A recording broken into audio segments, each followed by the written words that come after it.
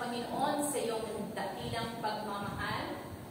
Salamat, Lord, sa iyong walang hanggang kabutihan, katapatan, kung bakit kami narito. Ang lahat ay dahil sa iyo. Lord, i-bless mo, Panginoon, ang araw na to ng aming pakikinig at pagbabalik tanaw 2,000 years ago kung paano mo pinatunayan ang dakilang pag-ibig sa amin. I-sanctify mo, Panginoon, ang bawat salita na mamumutawi sa aking bibig. Magkaroon ito ng kapangyarihan upang dakilang Diyos makita namin kung ano at sino ka sa buhay namin. Pagpalain ang bawat salita mo, ikaw ang maluwalhati. Itago mo ako sa likuran ng iyong cross. Pagkus makita namin ang iyong ginawa sa cross ng Calvary. Lord, maraming salamat sa iyong katapatan, sa iyong dakilang pagmamahal. Ibinabalik namin ang lahat ng kapurihan sa iyong dakila at kataas-taasang pangalan, sa pangalan ni Kristo Jesus na aming Panginoon. Amen. You may be seated.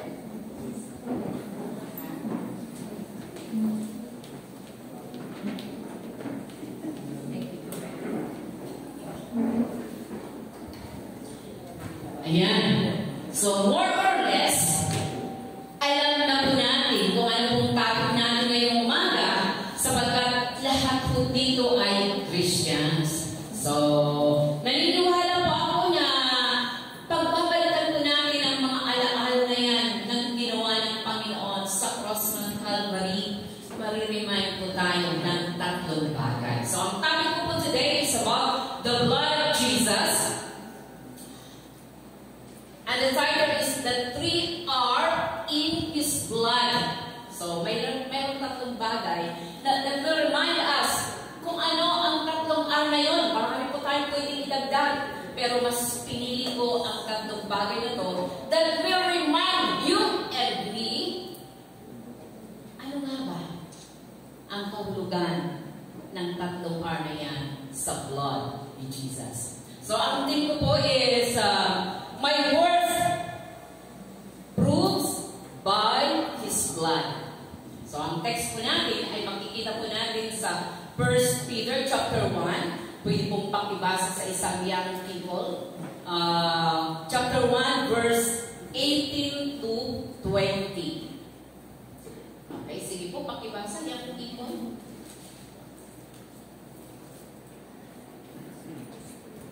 Meron po bang young people?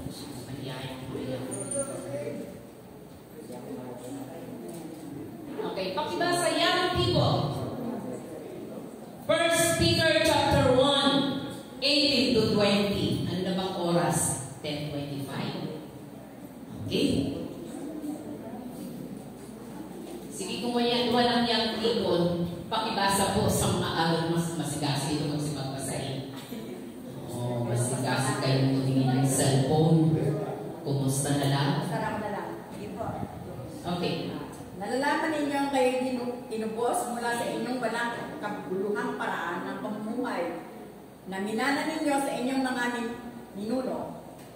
Hindi na mga bagay na nasisira tulad ng pilak o ginto, kundi na mahalagang dugo ni Kristo. Gaya ng sa korderong walang kapintasan at walang dungis. 20. Siya ay tinalagan na ng una bago itinatag ang sanlibutan. Ngunit inihayag sa mga huling panahon dahil sa inyo. Okay. So, thank you hanggang 9. Okay, 18 to 20. Pag tinignan po natin yung background or history ng Book of Peter, ito po yung panahon na ang iglesia ay nagsisimula at dinanas po nila yung pinakamahirap na persecution during that time, yung first century ng church na itinatay po. Talagang grabe ang kanilang naranasan. Kung aking kong maalala for the past years na tayo preach about iba't ibang churches, alam niyo po ba kung gaano kahirap? Talagang nagbuwis din sila ng buhay ng kanilang dugo para lamang may pagpatuloy ang tinatawag the gospel of Jesus Christ. So, tingnan po natin kung saan si Peter, he encouraged the Jewish believer who drove out Jerusalem. Yung mga itinapon sa Jerusalem. Bakit? Tumayo po sila bilang tagasunod at mananampalataya ni Kristo. They suffered much in the hands of Emperor Nero. Kaya kapag kayo po ilan mga estudyante, hanapin nyo nga ano dinanas ng mga Christians, believer, that time, para maunawaan mo kung paano sila tumayo sa kanilang pananampalataya during time. And Peter was executed during these times ng mga panahon na yon. At alam po natin, ayon po sa history ng kamatayan ni Peter, hindi po siya namatay ng pagkapako na ganito. Pabaligtad ang kanyang kamatayan. Why?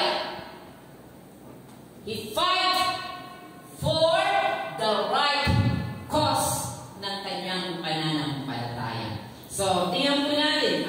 Ang tema po natin is about worth. Sabi po diyan, the value is equivalent to that of someone or something under consideration.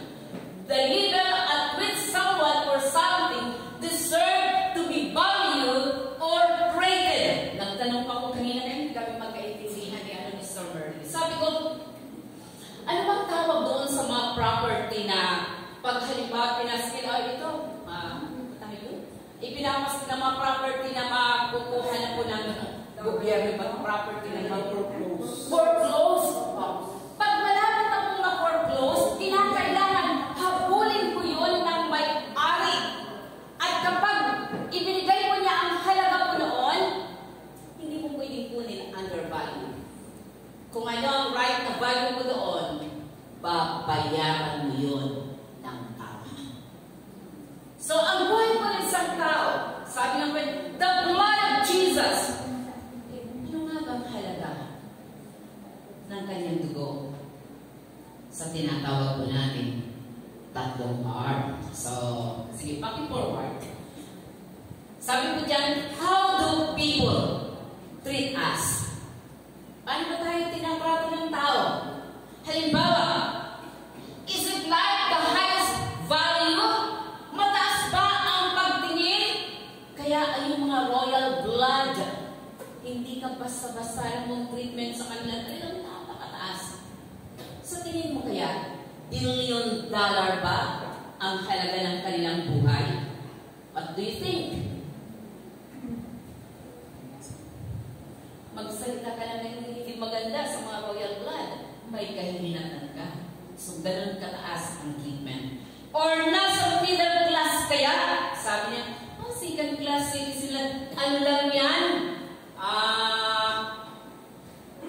Okay na yan yung mga ganito-ganito, di ba? That's second class. Kaya, hindi po niya mag-gain yung tinatawag right respect, right honor. Why? Ganun bang pagtingin ng tao? Meron po tayong mga highest, middle, and the last is, sabi niya, lowest na worst. Tingnan niyo po. Pag mababa ang pagtingin niya sa tao, sabi niya may namamalimos, okay lang yan, pareha lang ibigay ko dyan. Bubuhay na sila dyan. Bakit?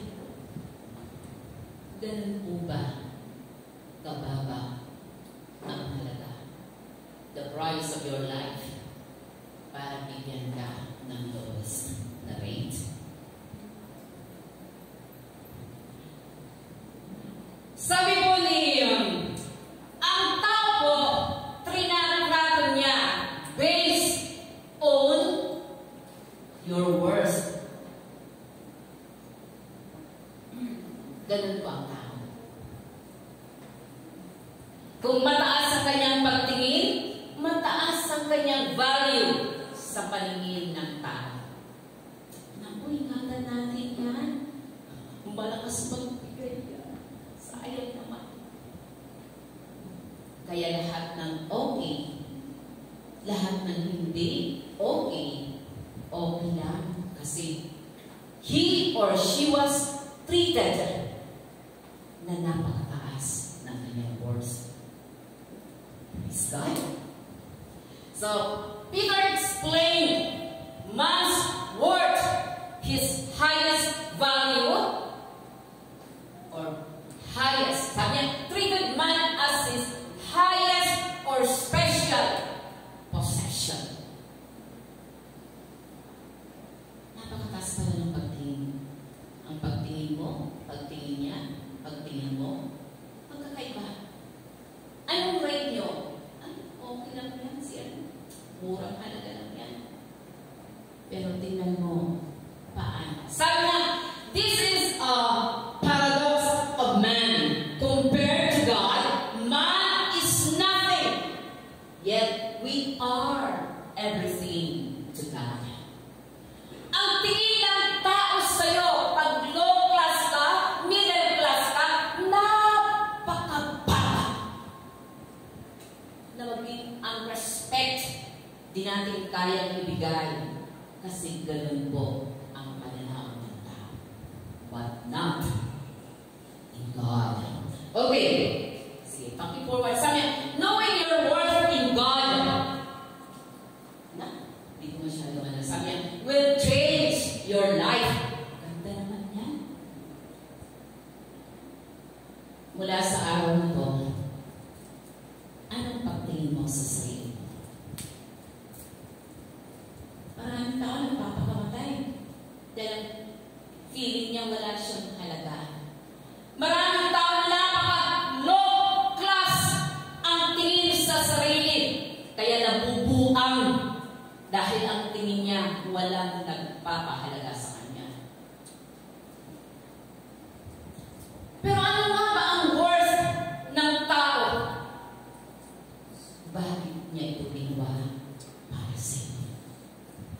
Sabi ko dyan sa ating binasa, okay? In 1 Peter chapter 1, sa ating pong binasa kanina, He bought us with a price, not perishable things, but with His precious blood. Pakibalik ko muna. Tandaan po natin, once na sinabi ko na that we are, ako pong title, repurchase, binili kang muli. Alam po natin po yan as a Christian. Saan tayo nanggaling? Kung sino ka noon, before, at kung sino ka ngayon sa paningin ng ating Diyos. Pag sinabi yung repurchase, meron pong isang halaga, meron pong price na ibinayad sa'yo. At very clear from the verse, kung ano po sabi yan, not with perishable things, but with His precious blood. Alam niyo po ba, nag-research po ako yung mga may halaga. Nagulat po ako. Ganito pala kataas ang price ng isang tinatawag na full-size Pegasus. Tingnan ko po yung worth po niya. Isa po siyang race na kabayo na panglaban. Alam niyo po yung worth po niya. Before, sabi niya, it worth $60 to $70 million. Pero ngayon, nasa 91 something. Ang tanong, yun bang halaga ng buhay mo, Pastor Jerry? What do you think? $91 million kabayaran ng buhay mo. Sabihin natin, hindi naman siguro ako babayaran ng gano'n. Sa tingin mo, Pastor Eva, is that your worth?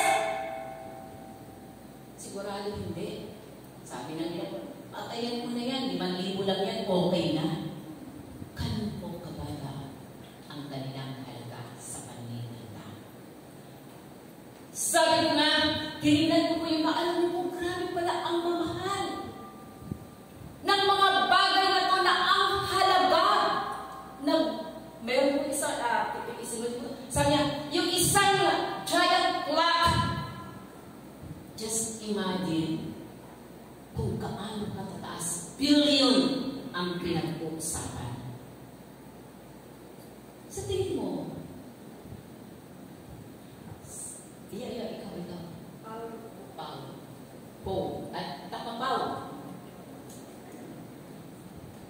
Ganun ba kataas ang halaga mo? Sabi niya, hindi. May magbabayad kaya sa'yo ng worth sa tingin mo dyan. May magbabayad kasi sa'yo ng ganung halaga. Sige, babayaran ko ito. Bakit? Napakabawa pala ng ating mong pagtingin sa sarili po natin. But not in God. Bakit po binili ng ganung kataas na halaga? Sana binayaran ka na lang ng isang worth na $1 billion. Para ang Panginoon hindi mamatay sa cross ng Calvary. Bayaran ka ng isang Pegasus. Okay na yan. Save na yan. Not with perishable things ang pagtingin ng Diyos sa iyo na napakahalaga sa kanyang puso at atin. That's how precious we are in God's sight. Na hindi ka na binayaran. Ibig sabihin, your worth is more than that $1 billion na hindi binigay ng Diyos bagkos mula sa kanyang. Sabi niya, we belong to Jesus, purchased us by His blood. Alam niyo po ba noon, ang mga unang panahon, ang mga mayayaman ang swerte po nila. Pag nagkasala, marahil, pero hindi pa nila kinaya ang worth na yan, billion, para lang ang pagkaroon ng tinatawag redemption. Hindi mo siya nagbayad ng ganong price, but His own blood. Tingnan pa natin. Nakikita mo ba yung worth mo ngayon? That the blood of Jesus, your life is equal with the life of God. Yung halaga pala ng buhay na mayroon ako ngayon ay kasing halaga ng buhay na mayroon ang ating Diyos. Tingnan po natin ang Leviticus chapter 17 verse 11. Yan, mga verses na yan. Sabi ko dyan sa mga verses na yan, life of the creation is in the blood. Kaya nga kapag ang dugo mo ay bumababa, gagawin ng lahat ng doktor to save your life. Bakit? Ganun po ka-importante ang buhay. It's in the blood. Nananalay tayo sa buhay ng isang tao, ng isang hayop, para siya mabuhay. Kapag wala ng dugo, wala ng talaga. Kaya sabi po dyan, it is forbidden to eat. Pero yun yan. Bakit pinabawal ko ito noon? Sabi niya, it is in the blood. You will respect that life, that word. Kaya pinagbawal ko na kainin ang dugo. Sabi niya, man's word is not equivalent to animal's life. Gusto ko pay your attention to this word. Ayaw ko nagkikipagpintuhan, pero pasensya na, ganun ako brutal magsalita.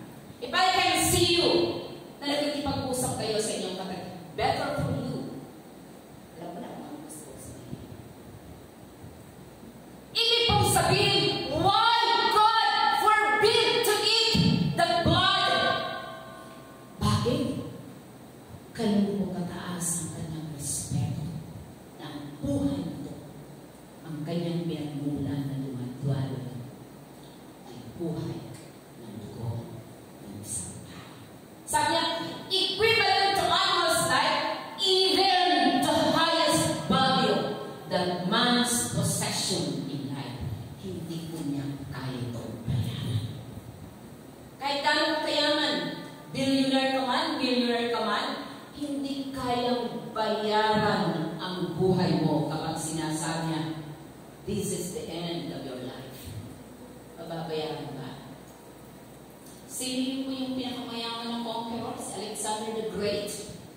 Na na-conquer niya ang buong mundo. Pero hindi nabayaran ng pera ang buhay niya. So, that's God value your life. He repurchase you para lamang magkaroon tayo ng buhay. Okay, sabi ko dyan, so wala ka pang diamante para mabili mo yung buhay mo. Diba? Wala ka pang diamond. Alam mo yung pinakamahal na gem yata sa isang yung clock na yun na nabasa ko is worth 42 billion. Hindi ko, bahala na kayo kung research. Sabihin ganun yung kano. Sabi niya, in 1 Corinthians chapter 6:20, you are bought with a price. Therefore, glorify God in your body. Napakalaman. Binili ka ng isang mahalaga, hindi po ng mga bagay na nasisira, bagay na nawawala, kundi katumbas ng buhay mo ay buhay ng ating pong Panginoon. Kaya ang command niya, therefore, glorify God in your body. Amen. Amen. Sabi nga, in Hebrews 9 verse 12, He didn't enter the most holy place. Sa dugo po ng Pegasus, na worth ilang million? 91. Hindi po ng mga goats and calves. May mga mamahalin palang mga tinignan ko yung mga hayop, ibang hayop. Sabi ko, Lord, ganito pa nakakasambal dito. Kaya ang tao, ang tingin sa kanyang kapwa-tao, napakaganda. Bakit? Mas mahalaga pa nga ang hayop eh. Million ang halaga, $1 billion pa. Kaya talaga naman, iingatan, naka-aircon. Pero yung alipin, natingin niya alipin sa kanila, ano nagdurusa sa init.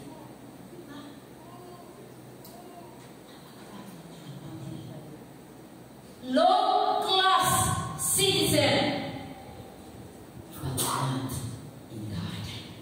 So, my question, who owns you today? Sino nagmamayari sa iyo? Today, tomorrow, every day, up to eternity. Sino nagmamayari sa iyo? If you believe that you are purchased by God by His blood, sabi ko dyan, live it according to the price He made for you.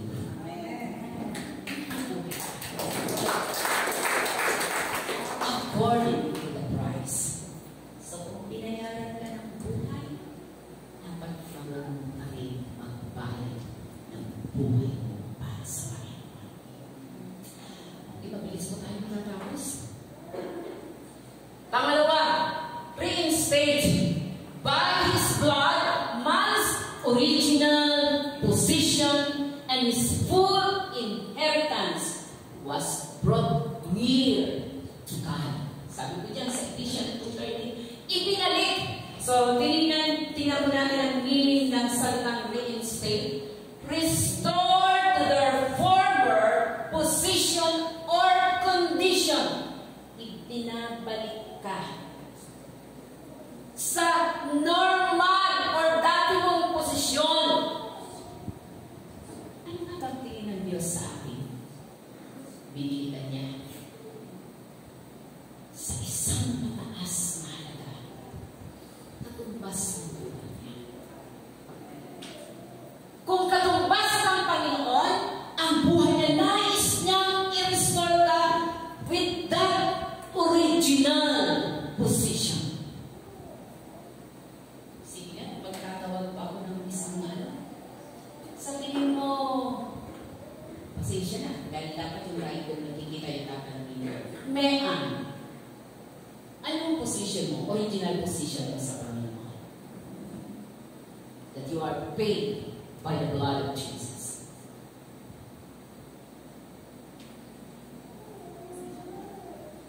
Yes, your possession. Position, hindi your possession. Position mo sa Panginoon. Who are you? The child of God.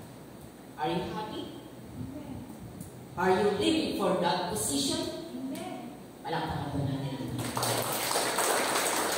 Dapat alam mong kilalanin saan ka ba ni-restore ng Diyos before. Na kailangan kanyang bayaran ng isang highest price. Are you proud of your position? As a child of God?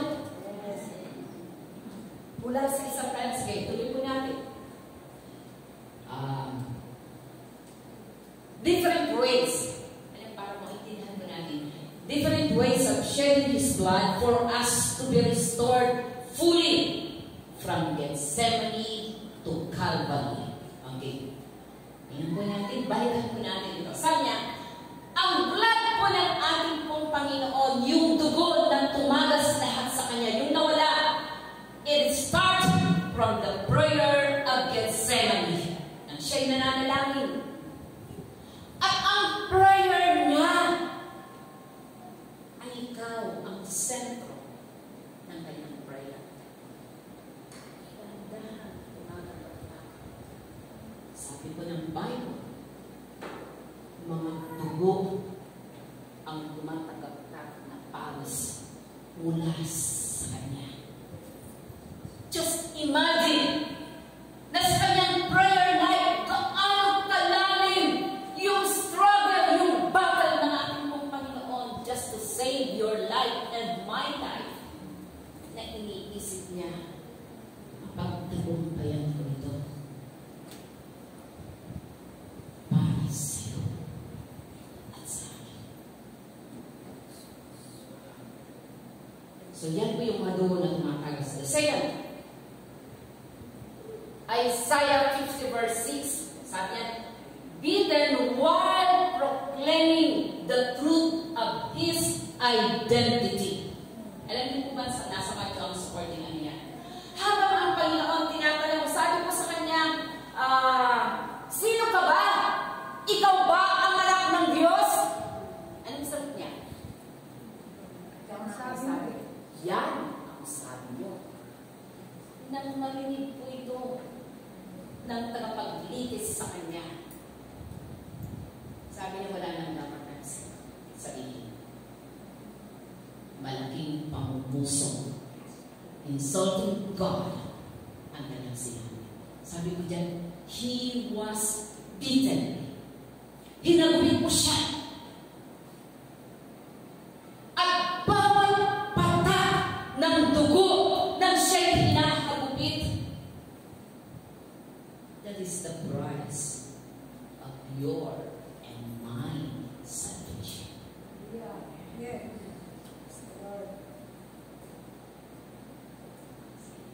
Forward. Ayan po yan. Isaiah 53 verse 5. Pag binasa po natin yan, yung buong chapter 5, you will understand the price of your salvation.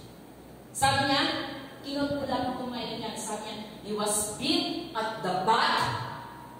Sinampal, sinuntok sa mukha, sa likod. Hinablot ang kanyang balbas. Takot, patak ng dugo. He never say anything. Para saan? Para bayaran na complete and magpaligtas. But how do we respond for that? Paano tayo nag-response today? Reklamo dito, reklamo doon, reklamo dyan, reklamo. Oh my God! Pero ang natigtas siya. Never say a word. Hindi siya nagreklamo ng mga panahon na yan. Subukan mo kaya, kumuha ka kaya Pastor Jerry ng isang ano dito na panghagupit. Siguro kahit pastor ako, lalabanin mo ako. Di ba? In reality,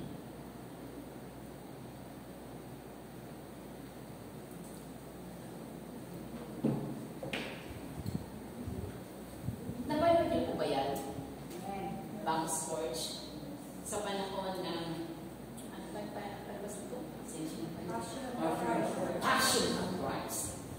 Alam niyo po, nang pinanood ko yun, nang hinagupit ko siya, dahil ang ano po niya yung sabat ko niya na pinangahagupit is 42 times ang stripes na yan na ibinapalipad at ang laman po noon bawat hagupit ko sa kanya.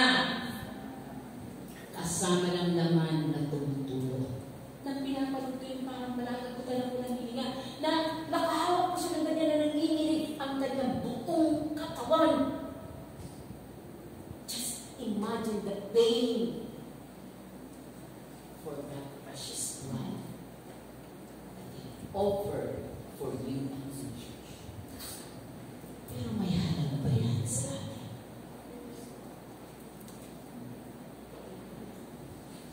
Ang kabayaran ng lahat ng yan is because of sin. That's why He purchased us with that precious blood of Christ. Diba? Wala pa nga lang tayo makain, nagre-reklamo na tayo. Wala pa lang tayong David, reklamador na tayo. Mapagpawisan ka lang, nagre-reklamo na tayo. Ang daming complain. Back to this portion. Siya, na napakataas ng halaga sa paningin ng Ama. Ibinigay niya ito ng buo just to save your life and my life. His crucifixion. Ito na. Sabi ko dyan, Matthew 27 verse 35, ipinatong po yung corona ng tinig. Hindi po yun, ay sige ikaw lang king. Hindi. Ibinakon ko yan para tumulo ang dugo. Alam niyo po, sabi ko, Lord, ganito pa na ako kahanasan.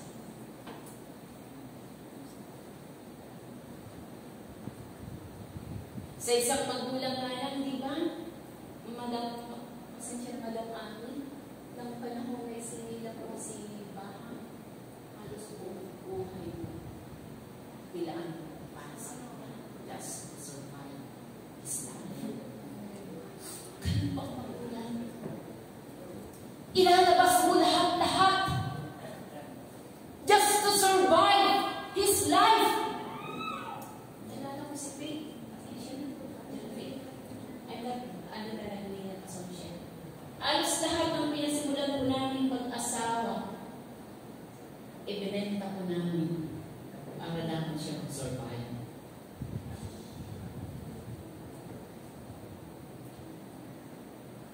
Maraming mga magulang nagbabayad ng kanyang sa anak. Pero higit pa ang worth na yan! Wala pang billion dollar na hindi mo kayang tumpasan yung kanyang sacrifices just to save you and me.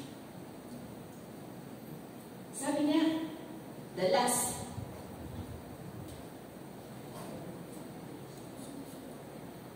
He was crucified. So thank you, Pastor Raizel. He was crucified. Alam niyo po ba, siguro, ano kaya ka-painful yung time na yun na siya nakapako? Nang lahat ng tao na nagsasalitaan, pati ang mga disciple nagtakago na hindi nila kaya manindigan sa Panginoon. Ilan lang ng mga women. Kaya nga, maalala mo pag nagkaroon tayo ng tayo ng 7 last words of Jesus. He was crucified. The crucifixion of Jesus Christ is not about himself. It's not about of anyone, but it is all about you and me. Dahil ganun lang ka-precious, Panginoon. Pero pinahalaan na natin ito. Okay nga lang sa atin lately. Okay nga lang sa atin bang mag-aral ng kanyang mga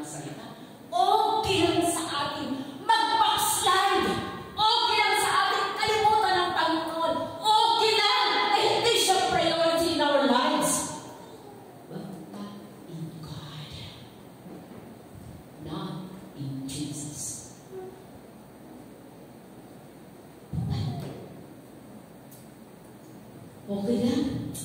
Mama, uy, ano naman madali ba? Libo nga yun. Para bang sa pilitan na dalhin ka sa gawain ng Panginoon. Sa pilitan na magsimba ka sa Panginoon. Sa pilitan na ibigay ang buhay mo sa Panginoon. Ang Panginoon, sa pilitan niya, ibigay niya ang buhay niya para sa iyo. Walang sino man na nagpilit sa Kanya. But it is His own will to pay for all the price para lamang makikita ko natin ang kaligtasan niya. The last, sabi niya, He was years in His suffering. Alam niyo po ba, ang last na dugo na agos sa Kanya para patunayan that He is human and divine. Human dahil babayaran ka niya. Walang magiging katumbas na kabayaran ng buhay ng isang tao. Hindi po billion-billion, hindi po mga animals, kundi buhay ng isang divine na naging human, and that is Jesus Christ. Binayaran niya. At ang kabayaran ng kanyang pagiging human, babayaran kanya dahil yan ang demand para lamang ma-obtain po natin ang tinatawag kabayaran ng ating pong pagkakasala. So isipin niyo, yung 7 na yun na naging dahilan ng pagtagas ng kanyang buhay. That's the price, the worth of your life and my life. Sabi ko dyan, ang purpose ng lahat ng yan, that every single drop of His blood is the value or equivalent of your life, yan po ang tinutukoy ng 1 Peter para lamang ma-restore ka sa iyong original na position.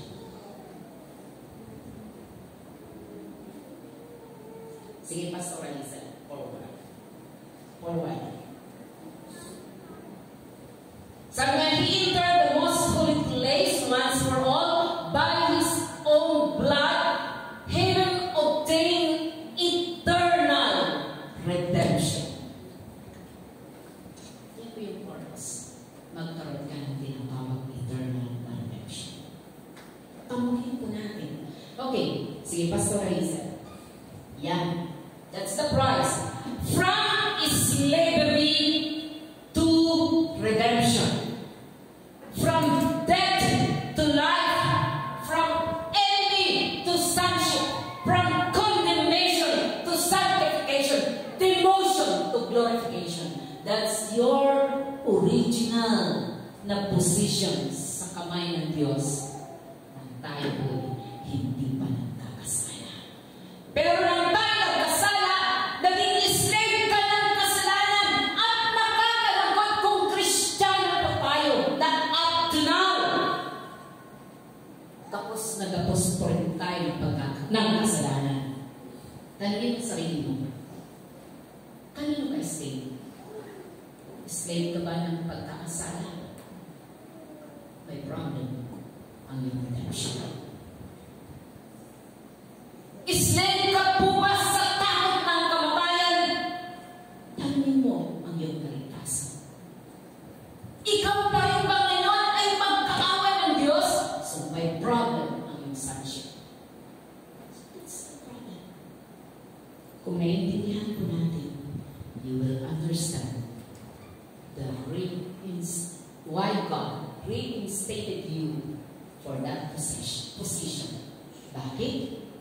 Para hindi po tayo maligaw sa ating pong identity na mayroon po tayong full inheritance by His blood.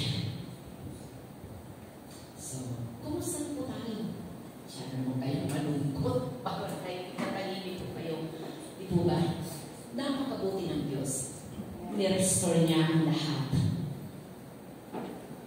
Full ang kanyang payment ng kanyang blood. Bakit?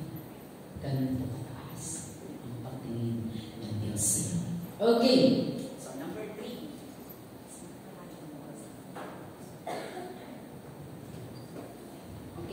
Number 3, renewal of His covenant. Alam niyo po ba na ang covenant of the old covenant, ito yung tinatawag the Mosaic to Messianic. So ang Mosaic more on rules, gifts, and animal sacrifices, yearly offering, legal cleansing, all based on human effort. So yan ang Mosaic. Kaya ang logo noon talaga dapat mong gawin. Sabi nga po natin sa pinag-aaralan po natin sa Book of Romans, kung gusto mong maging holy ka, huwag kang magpapahuli. Kung gusto mong maging holy ka, dapat di ka mahuhuli ng ating buong Panginoon. Nakatingin ba ang Diyos sa iyo? Sa tingin niyo? Nakatingin ba ang Panginoon sa iyo? Yes. It's only God can see you, who you are, kapag nag-iisa ka na. Kapag wala nang nakatingin na iba sa iyo, ano na ang ating pong identity? Ang Mosaic Covenant, pag nagkasala ka, pagdala ka ng mamahalin na nag-i-offer ng sin, para magayahan yung pagkakasala. Sino kung galing lang, di ba? Ang galing-galing lang. Kung iisipin mo, ang galing-galing ang Mosaic law, pag nagkasala ka, magbayad ka ng mahal. Patatawarin ka na. Pwede na naman. Ano na pa nilang pagtingin noon? It's about laws na dapat mo natin isunod. Malinis na naman po ngayon. Pwede na naman bukas. Diba? Pero tingnan mo ang difference. Bakit? Why God renewed His covenant? In Jeremiah, wala ko yan. Sige, Pastor, I just leave it there. In Jeremiah 31 to 34, dito ipinakita ng Panginoon that He will renew the covenant for you and me. Why? Bakit po na kinakailang pera? Diba? Lagi tayo mayroong ginagawa na tinatawag natin New Year's resolution. Pangako, Mami. Pangako, Daddy. Hindi ko na ito uulitin. Magbabago na ako. Para kang nasa loob. Dali kang nananaw. Pero ang katambas ay langit pa. Pero ang Panginoon, nang nagkaroon po siya, sabi po dyan in Hebrews chapter 8, 1 to 13, ako hanggang chapter 10 po yan. Sabi po dyan, all covenant has promised but entailed conditions. Ano po yun? Sabi sa Exodus 19, 5 to 7. If kapag matatanggap mo ang pagpapala, kapag matatanggapin mo ang forgiveness, kapag sabi niya, all covenant lacks finality and efficacy.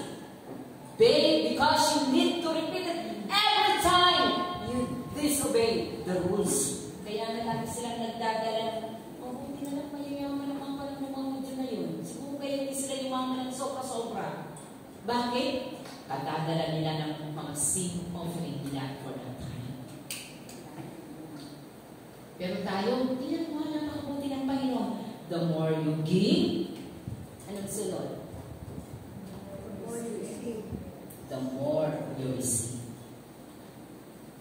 The more you worship God, the more He will offer more for you. Diba? Napakabuti. Sabi ng Panginoon, papalitan ko ang kanilang puso, ilalagay ko sa kanilang puso at isip ang kaisipan ng Diyos. Pero ang tanong ko ngayon, nasa ating puso po ba at isip ang lahat ng salita ng Panginoon sa iyo? Nasa puso po ba natin? That's the renewal of His covenant. The new covenant promises are all eternal. It's final, secure, complete, so victory is sure because of His blood.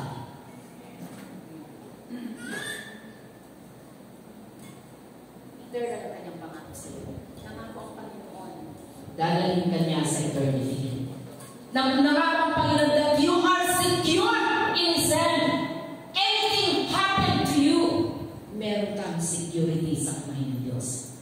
Sabi ng Panginoon, no one can take them in my hand. So, complete. Ang new covenant ng ating pong Panginoon ay ginawa po niya. Naalala mo po,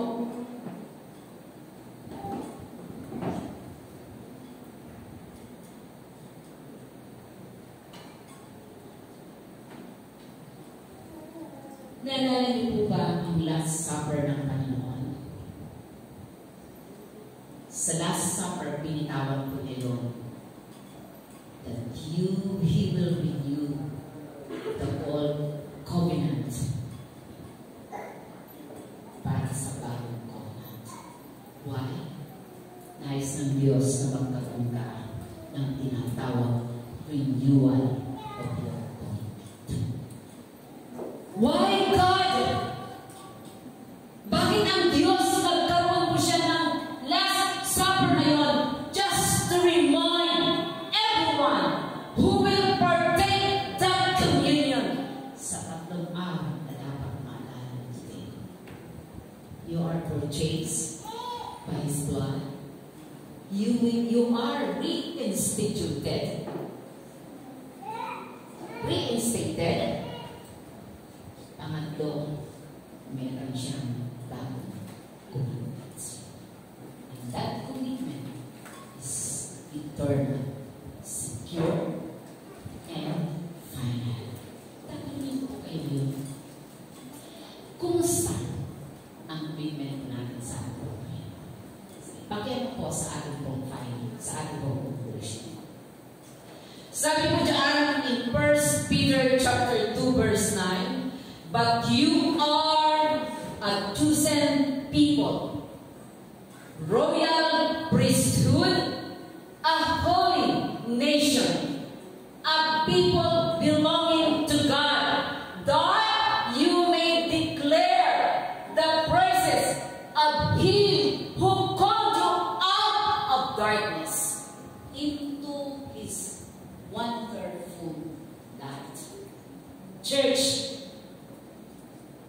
ang pagkakatawag at pagkakabili ng Panginoon sa iyo ay very special. Why special? Dahil ang special sa heaven was given for you. Why you are so special sa paningin ng Diyos?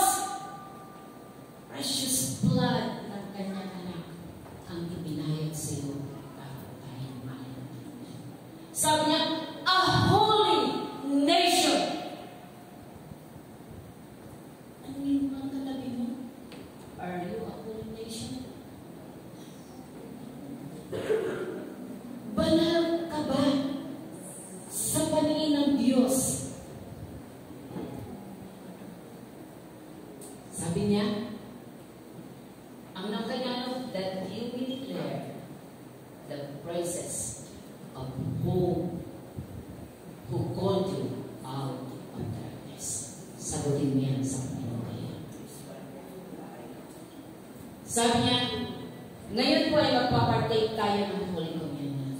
Paano bang tumagal ng lahat ng mga anak dito? Tatlo lang ang babalikan mo. Kung sa tingin mo, binili ka ng isang halaga ng ating Panginoon. Then, you are deserved na mag-partake ng Holy Communion. Kung sa tingin mo na reinstate ka na ng Panginoon sa original na position mo ngayon, magpapartake ka ng Holy Communion. Kung sa tingin mo, sa sarili mo, na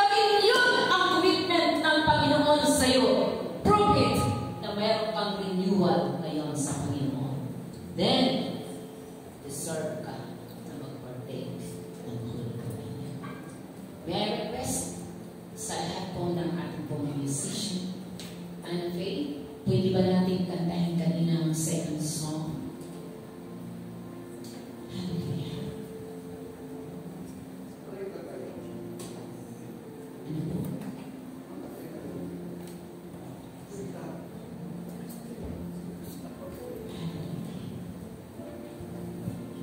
May encouragement for everyone na magpapartake ngayon ng Holy Communion. Balikan mo ngayon ang tatlong hour. You are purchased by His blood. The price is great para lamang kamasahin mo ang buhay sa Panginoon. You are instated by His blood. Parang position mo ay maging legal sa Panginoon. Walang sinumang mag-question ng legality ng iyong sonship, ng iyong victory, ng iyong sanctification. It is covered by the blood of Jesus. But the last renewed ng kanyang covenant. Pero ikaw, do you think meron kang tinatawag full na renewal ng iyong commitment ng ginawa ng Panginoon sa'yo? Okay? Ulitin natin yung song na yun. First or second. Hallelujah.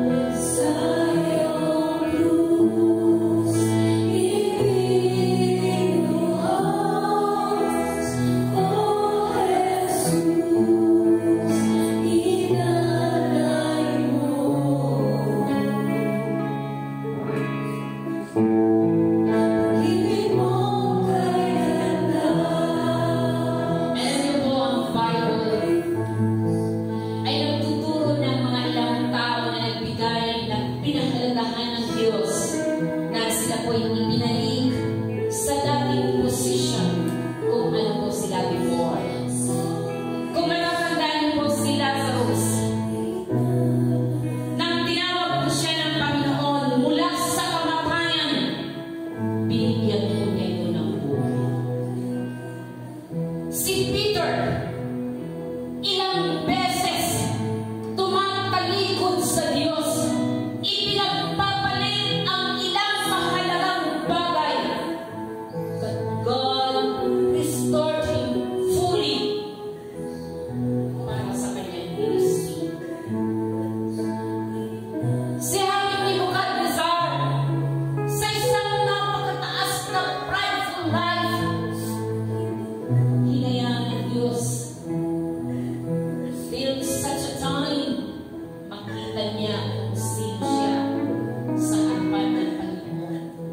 He was restored fully ng aming buhay.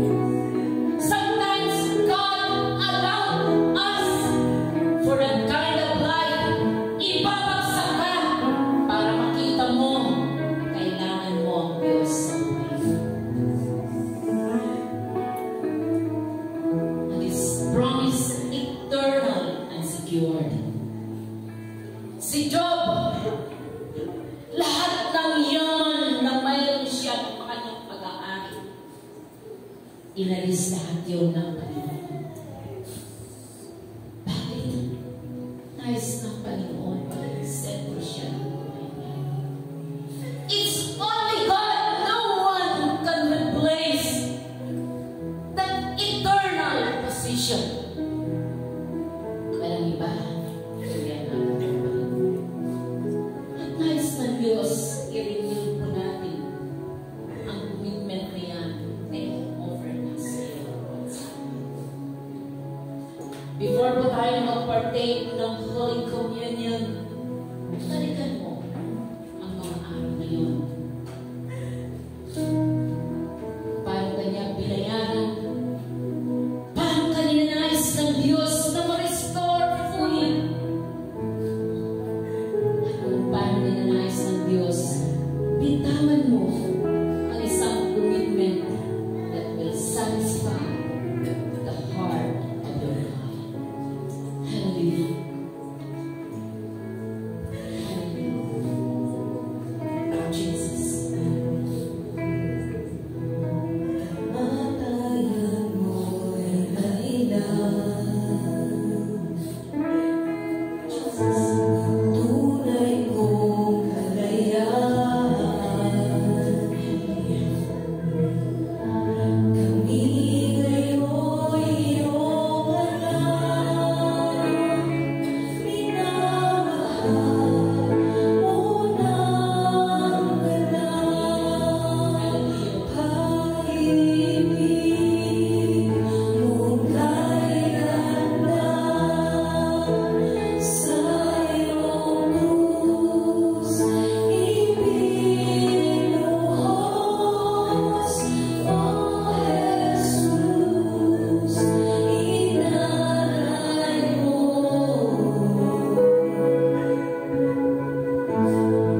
Pag-ibig mong kailanman. Hallelujah. Let's have a short prayer mula sa iyong kinatatayuan.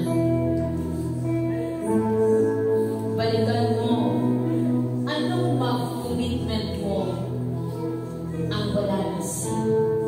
Wala ng buhay, wala ng sigla, wala ng lakas, but God made it for you from first to last. Pinitawan niya ang isang eternal na commitment. You will remain in God's hands no matter what. Renew your commitment. Heavenly Father, narito kami mo ng iyong bayan. Tinawag mo, pinalaya, binigyan ng pag-asa, binigyan ng panibagong buhay, binigyan ng panibagong pananaw, and you paid it fully for my salvation. Bless mo, Panginoon. Bless mo ang mga pastors, leaders, individual na narito, galing tulad ng iyong ginawa. The highest price, ibinigay mo, more than worth of billions. But your life, para lamang kami, Panginoon, pagkaroon ng halaga sa iyong Panginoon. As we partake this Holy Communion, cleanse us once again. Restore us, Lord,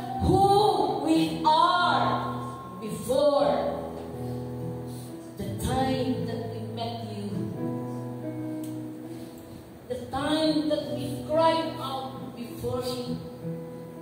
The time that we acknowledge who we are before you. I pray, Lord, that these days be renewed today in our service. Bless mo, Panginoon, ang bawat anak mo ngayong umaga. As you promised us na ma-restore kami by your blood. I pray, Lord, by your grace, love, and mercy, may it happen today as we pursue our highest calling. Salamat, Panginoon. Bless everyone that will partake the Holy Communion. In Jesus' name, I pray, seal this prayer. Amen. So next kong tumagal, si Pastor Dante, si Pastor Jerry, Pastor Arvin.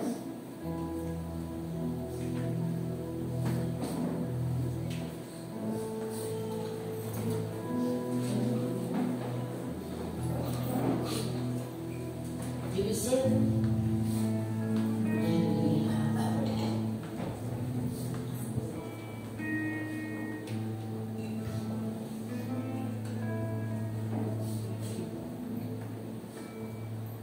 Tayo po tayo, manalangin sa Panginoon. Lord, maraming salamat. Salamat, Panginoon Diyos, sa iyong buhay. Salamat, Lord, sa iyong loob na precious, Panginoon. Tunay, Panginoon Diyos, na naglinis at nagdulog sa amin, Panginoon Diyos, na talaga sa buhay niya. Kaya nga po kami, Panginoon Diyos, na magpuri at magpasalamat. At Panginoon Diyos, buong pagpapakumbaba na tanggapin ang buhay na kaloob mo sa amin. Salamat, Lord, sa pagbibigay mo ng talaga. Pinagyan mo, Panginoon Diyos, na value, worthy. Kaya mo nga po kami muli na marapat sa pagtanggap na ito, Panginoon. Ano man ang aming mga pagkukulang, pagsalansa, kami nga po, Panginoon Diyos, muli, linisin, at gawing marapat sa iyo.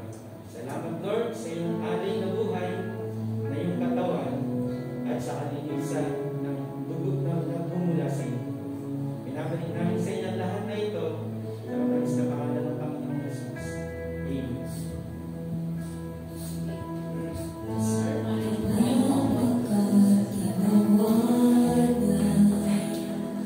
Tandaan niyo po na pag-partake ng Holy Communion is a reminder na tayo po ay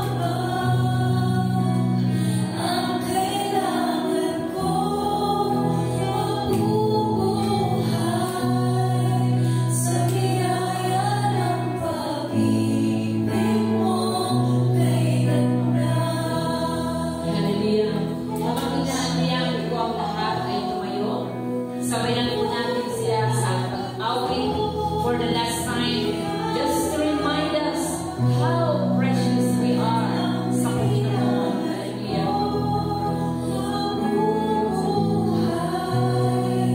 Sa biyaya ng pag-ibig mo kay ganda. For the last time, Pag-ibig mo kay ganda. Sa iyong krus, ipinahos. O Jesus, inalay mo. Pag-ibig mo kay ganda.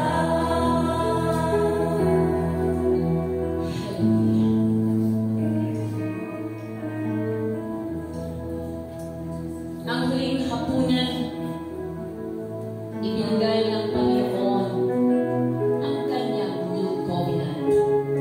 The covenant na para sa iyo. Nais ng Panginoon ang covenant na yun, mabuhay po tayo. May saya, may galak, may kagalakan, may kabanalan. Bakit? This is the price ng kanyang precious blood. And right now, tayo po'y magpapartake ng Holy Communion. Itaas po natin ang ating pong bread. Panginoon, maraming salamat sa buhay na hindi mo ipinagkait. Sa buhay na bilang Diyos na tinanggap mo ang lahat ng pasakit, lahat ng hirap, lahat na bilang Diyos ng kabayaran ng pagkakasala ay tinanggap mo at binayaran upang ang buhay na ito tanggapin niya ang buhay na masagana, mabubuhay na may kabanalan para sa iyo. This is the commitment of this Holy Communion, that I will live a life worthy of my calling. Salamat, Panginoon, sa iyong katawan. Sabay-sabay po natin kainin.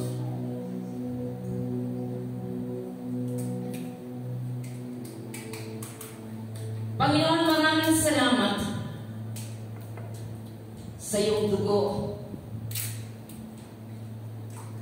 Sa bawat patak nito ay pagbabayad ng lahat ng pagkakasala na nagawa namin laban sa iyo.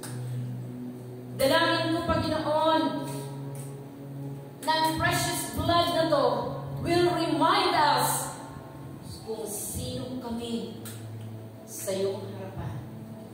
Pinayaran, pinagtibay ng iyong dugo na ang sinuman na kay Kristo, walang sinuman na mapaghiwalay sa aming relasyon sa iyo. Bless this blood, Lord.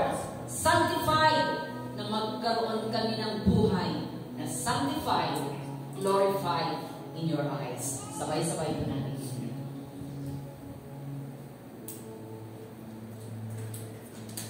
Panginoon, maraming salamat sa renewal of commitment.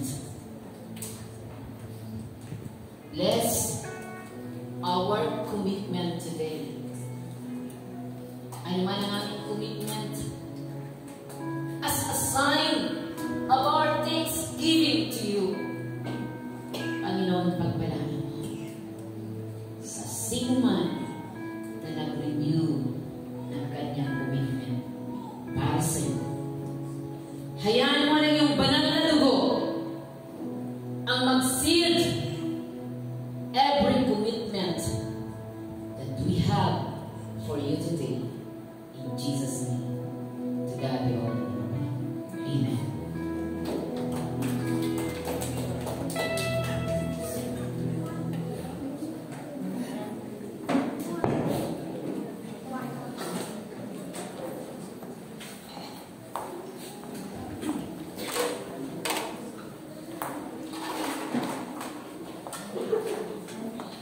Hallelujah. Hallelujah, Jesus. Thank you. So, para po sa ating announcement, Sister Maria.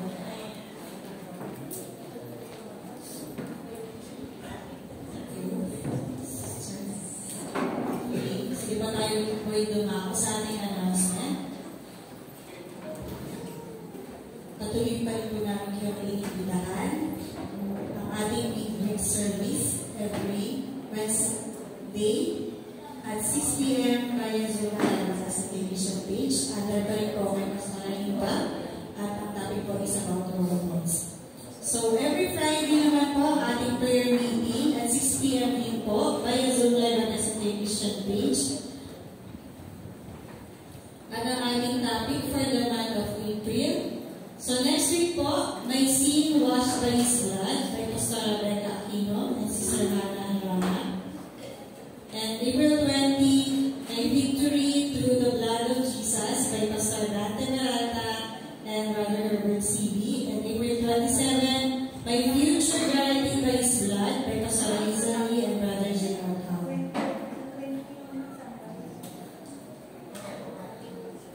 Salamat po sa nag-assure kanina. So next week po, Sister Lori Madrigal, Sister Evelyn Madrigal, and Sister May Lorena. April 20, Sister Cholen Alfonso, Brother Corey Alfonso, and Brother Edward Aquino. And April 27, Sister Vanji Barola, Sister Nicole Barola, and Brother Edwin Barola. At sa ating offering verses, thank you Brother Jasper sa pag-deliver ng ating offering verses kanina. And next week po, Brother Joel Marcos, April 20, Sister Angelo Kalima, and April 27, Sister Liza Peralta. Sige po. Kaya ating prayer for the month, prayer for the sick, every first Sunday of the month. Ngayon po yun. So, sino po ang mga nalang? Siyempre, lahat naman nalalangin, di ba? Patuloy po natin sila isama sa ating panalangin. Ganun din po ang ating face-to-face prayer meeting every last Friday of the month. 4 to 5 p.m. dito po yan sa SLK Church. Ayan po. May nakapagpalista na po ba para sa ating water baptism? May other, ano po ba si Pasara Limba?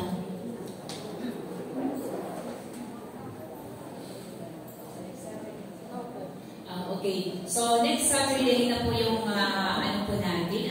I-confirm po natin siguro, hindi ba kung paano po ito ma-announce about department.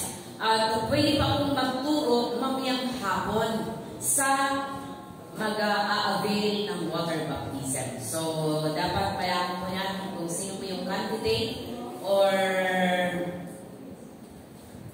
para malaman po namin kung sino mga candidate at mamaya i-meet ko po kayo ng 2 o'clock in the afternoon.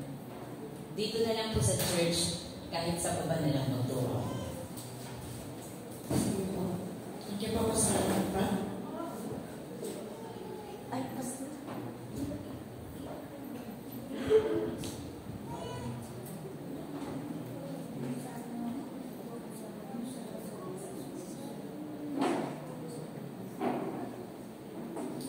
Ayan po, ang ating first quarter financial report on April 13 po. Huwag po kayo mawawala para po updated po tayo sa ating finance. At ang ating Holy Week presentation for the 7 last savings on April 18, 2025, Friday at 3 p.m. Follow pala. Ang water baptism po natin ay 9 taon ba? 9. May anak, saan ka ba? May anak. Yung naging ano natin, magkano ang supposed to be na magiging payment individual? Ano po kasi siya, maraming magiging 6.5 na for 20 pounds. Okay. So, individual po ito. Kumbaga sa ano, kung halimbawa gusto nyo po mag-join sa ating pong water baptism. So, pag 20 person or 30, Parang 325 po. so 325. So, yan po yung i-avail po natin kung gusto nyo sumama. mag-witness po sa water baptism, pwede po kayong mag-join. Yun lang, magbabayad po tayo ng kanya-kanya.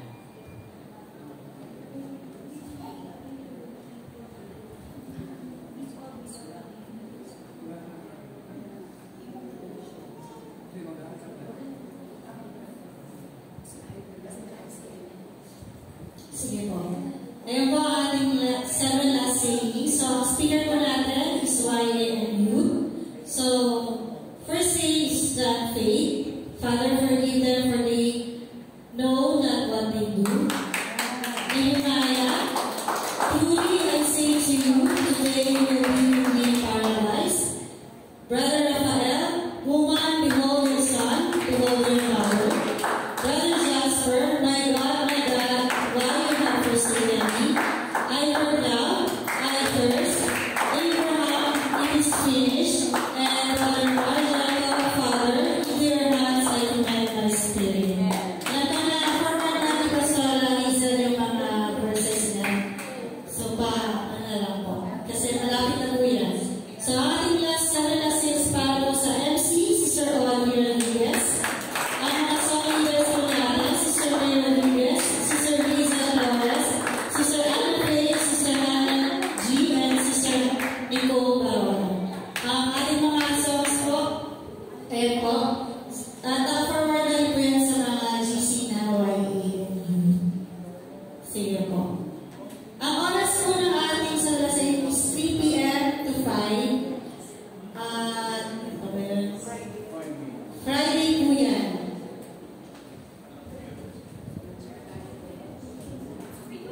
Sige po.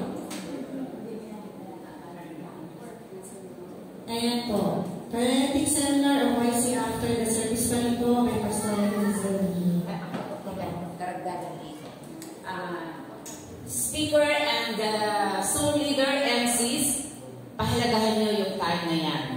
Dahil hindi ho yan day of outing, day of wherever you go or wherever you want to go, hindi po yun yung araw na yun. That's a day for God. So dapat bigyan nito ng pagpapahalaga. Hindi po yan araw ng outing. Araw po yan ng pangingilin. So ang mundo ay kinikilala po nila yan, na yan po ay pangingilin, lalo na dapat ang mga Kristiyano. Bigyan po natin ito ng oras. Huwag po muna kayo kung saan-saan pumunta dahil wala po kayong masasakyan. Kung may sarili bang kayong sakyan, sakyan nyo para sa Panginoon.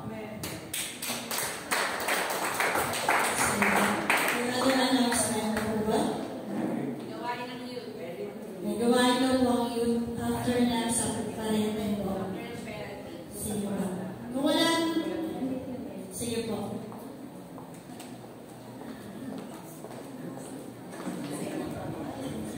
May meeting din po ang Cedars after the service. Dito na. Ano po? Yun na lang kami. Yun na lang tayo sa ano.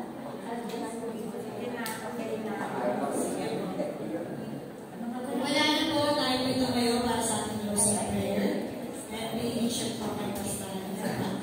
And po for closing prayer, Sister Anne.